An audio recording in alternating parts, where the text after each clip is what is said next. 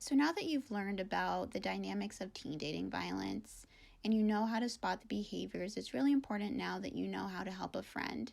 Because people between the ages of 16 and 24 are 3 times more likely to be in an unhealthy or abusive relationship, it's very likely that you will know someone in your lifetime who's experiencing something like this. So you're going to want to let your friend know that you're there for them. And that might sound self-explanatory, but it might be the first time they're ever telling anyone about this. And they might be worried about being believed or just worried about talking about it in general. So letting them know that you're there for them. You're also going to want to be specific about your concerns. So if you're the one who's initiating the conversation, instead of saying, hey, your boyfriend is such a jerk or your girlfriend is such a bitch, then they might be really defensive if you word it that way, right? They might be really quick to defend their partner, but instead you could say, hey, I noticed that last weekend at the party, your boyfriend pushed you when you were outside talking, and that made me feel uncomfortable. How did it feel for you?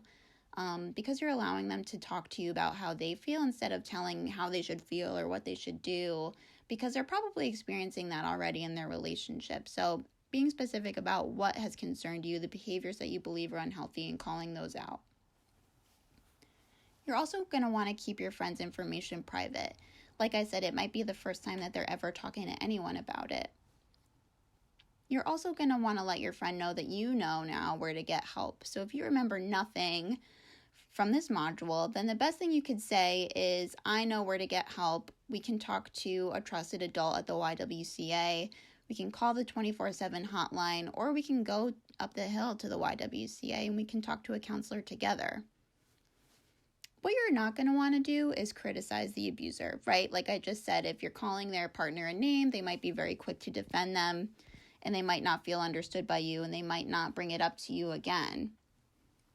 And you're not going to want to confront the abuser yourself, right? Because if you confront them, you could be putting yourself in danger, or you could be putting the victim in more danger, because they might go back to their victim after you've said to them, hey, I think that you're being abusive and you need to stop. They might go back to their partner and say, like, what are you saying about our relationship? Why are you telling people that I'm abusive? Because then they might be in more danger after that.